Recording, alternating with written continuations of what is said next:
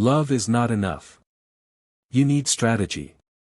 We begin with a premise that may sound cynical but is, in truth, the bedrock of all stable power structures. Love alone is insufficient to govern. It is the sun that warms the kingdom, but without walls, laws, and a steady hand, the kingdom will fall to chaos or invasion. If you are reading this, you have likely already tasted that chaos. You are the man who feels the slow, corrosive drip of disrespect. She cancels plans with a flippant text, uses emotional outbursts as tactical weapons in disputes, or speaks to you with a tone she would never tolerate from you. You feel the injustice like a cold stone in your gut. You know you cannot accept it. Yet, a more terrifying thought paralyses you: if you push back, if you truly hold the line, the entire relationship might implode. So, you swallow the insult. You choose peace.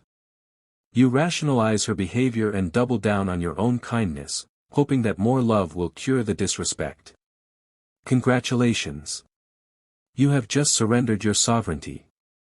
In the small state that is your relationship, you have abdicated the throne.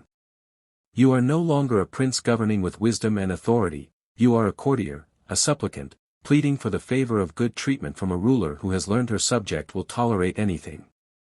This guide is not about that path. This guide is about reclamation. We will not traffic in modern therapy or the language of healthy communication here. Those have their place, but you have tried them, and they have failed you in the heat of battle, when primal dynamics override carefully worded, I feel statements. Instead, we are going old school. We are channeling the spirit of Niccolò Machiavelli, the 16th century Florentine strategist whose seminal work, The Prince, remains the most clear-eyed, unsentimental manual on gaining, keeping, and wielding power ever written. Machiavelli wrote for rulers of city-states, men surrounded by rivals, flatterers, and potential usurpers. Your world is smaller, but the dynamics are identical. Your relationship is a small state. It has its laws, its economy of attention and affection, its diplomatic ties, and its potential for insurrection. To correct behavior without losing your partner, you must stop thinking like a lovesick subject and start thinking like a sovereign. Principle 1, be a fortress, not a doormat, the architecture of respect. Machiavelli's most infamous dictum provides our cornerstone: it is better to be feared than loved, if you cannot be both. Let us immediately dispel the modern caricature. Machiavelli does not advocate for cruelty or tyranny for its own sake. He is a realist. He observes that love, being fickle and rooted in the emotional whims of people, is an unstable foundation for power. Fear, in his context, is not the terror of a torturer's dungeon. It is respect born of the certain knowledge of consequence. It is the citizen's understanding that if he breaks the law, the guard will arrive at his door. Not out of malice, but out of the unwavering function of the state. In your kingdom, this fear should be, if she disrespects the core laws of our union. Respect, reliability, kindness. She knows, with calm certainty, that something she values will be withdrawn. Your attention, your vulnerability, your presence, your commitment of time and energy. These are your royal treasuries. The nice guy makes the fatal error of paying out these treasures indiscriminately, especially in the face of bad behavior. He believes that more love will fix the problem. He is the ruler who, upon hearing of a rebellion, sends the rebels gold and a congratulatory note. What happens? The rebellion grows. The rebels despise him for his weakness. Machiavelli notes that a man who is loved one day for his kindness can be hated the next for the very same trait, once it is revealed as weakness. A fortress is not cruel. It does not go out to attack villages. It stands, immutable, on the hill. Its gates are open for trade and fellowship under peaceful conditions. But let an army approach with hostile intent, and the gates swing shut. The drawbridge rises. The fortress protects what is inside by the sheer, unassailable fact of its structure. It commands respect by its existence. A doormat, by contrast, has only one function: to be tread upon. Its very purpose is to accept dirt. Stop financing rebellions. When she is disrespectful, a snide comment, a broken promise without serious cause, your immediate response must not be increased affection to smooth things over. This is rewarding bad behavior. Instead, become subtly, calmly scarce. Your time is your most basic sovereign currency. If she stood you up, do not scramble to reschedule with eager enthusiasm. Be polite but distant. That didn't work for me. My time is valuable. Then, let the silence hold. Do not flood her with texts to see if she's angry. You are the fortress. The gates are shut. Let her experience the quiet, windswept plain outside your walls. She must learn that access to the warmth and richness inside is contingent upon peaceful, respectful conduct. Principle 2, the strategic withdrawal, the fox's cunning. Machiavelli instructs the prince to know how to imitate both the beast and the man. He must be a lion to frighten the wolves, but more crucially, he must be a fox to recognize the traps. The lion's tool is overt force, the roar, the confrontation, the dramatic argument. This has its place, for defending against direct assault, but used as your primary tool for correcting behavior, it is crude, exhausting, and turns every issue into a personal war of wills. You become the angry, predictable tyrant. The fox's genius is the strategic withdrawal. This is not the passive-aggressive silent treatment born of sulking impotence. That is the tactic of a wounded courtier, not a sovereign. The strategic withdrawal is a calculated, diplomatic severing of ties. It is the recall of your ambassador. You do not scream, you're being unbearable. That is the lion, and it makes you the villain in the story. Instead, you calmly remove the value you provide. You are a provider of emotional labor, attention, validation, companionship, and masculine presence. These are forms of currency in your relationship's economy. When the terms of trade are violated. When she offers disrespect in exchange for your attention. You cease trading. She is hot and cold, pulling away to test your stability. Mirror the energy. Become politely, gracefully distant. Fill your time with your own purpose. Do not chase. She uses a raised voice, insults, or tears to dominate a discussion. You say, calmly and without heat, I want to hear what you're saying, but I only engage in conversations spoken with respect. Let's pause and try again later when we can both do that. Then, physically disengage. Go for a walk. Work on a project. She makes demeaning jokes at your expense. Do not laugh along. Do not get angry. Simply let the joke hang in the air, meet it with a flat, unamused look, and change the subject. The flow of your easy validation stops cold. This is you, the sovereign, announcing a trade embargo. You are creating a vacuum where your positive contributions once were. Nature, and human psychology, abhors a vacuum. When your warmth, attention, and leadership disappear, she is left alone with the consequences of her own actions. The void echoes. You are not lecturing her. You are not the nagging teacher. You have simply allowed reality itself to become the instructor. The lesson. Disrespect creates distance. Is learned organically, and its source is her own behavior, not your scolding. This is the fox's cunning. You win the engagement by refusing to fight on her chosen battlefield. Principle 3, your word is law, the unbreakable edict.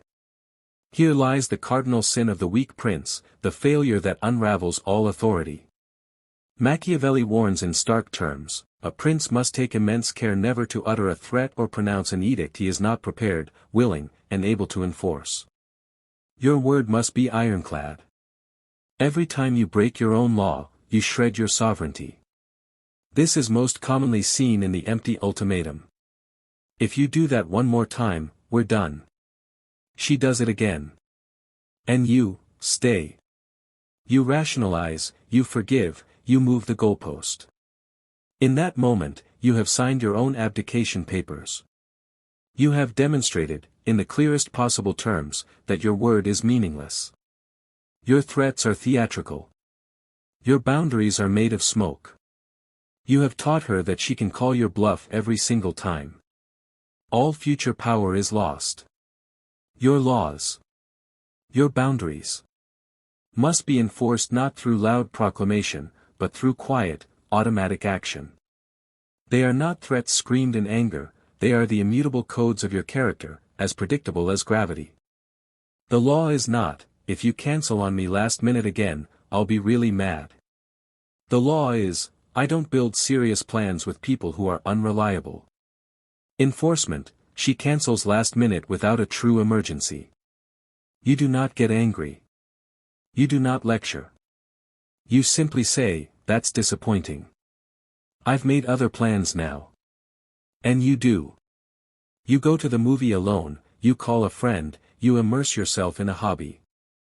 The consequence is not your rage, it is her demotion in the priority queue of your time and trust. She is now, temporarily, in the category of unreliable. Your actions, perfectly aligned with your stated principles, enforce the law. The law is, I do not tolerate being shouted at or called names.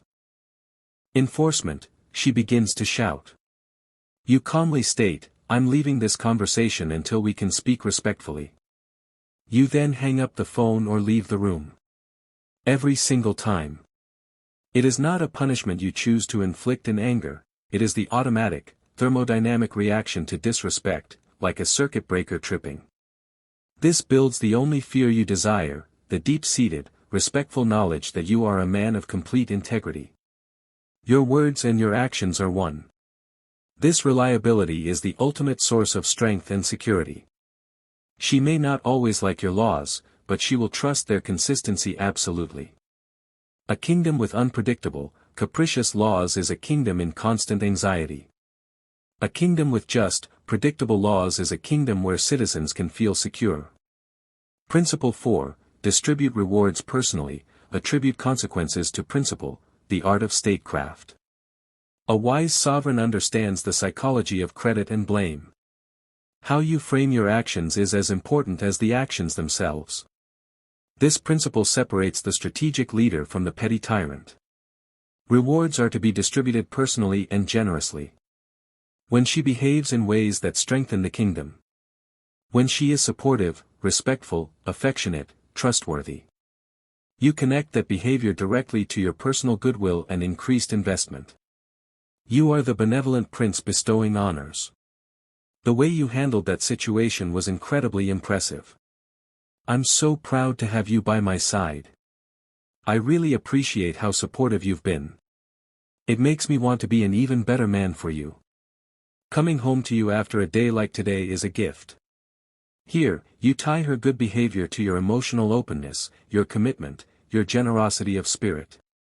You make her feel seen and valued for her contributions to the state's prosperity. However, when you must enforce a consequence, you depersonalize it completely. The frame must never be, I am punishing you. That makes you the antagonist, the source of her discomfort, and sets up a parent-child dynamic ripe for rebellion. Instead, the frame is, your action triggered a pre-existing, impersonal consequence. You are not the capricious god hurling lightning bolts, you are the unwavering guardian of a standard that exists for the health of the realm. You do not say, you are pushing me away. You say, disrespect creates distance. It's not something I choose, it's just what happens. You do not say, you broke my trust, so now I'm watching you. You say, trust, once damaged, requires time and consistent action to rebuild. That's just the nature of trust. After a strategic withdrawal, when she asks if you're upset, you do not list her crimes. You say, I just need space when interactions feel disrespectful. It's how I maintain my peace. You are appealing to a higher, impersonal law.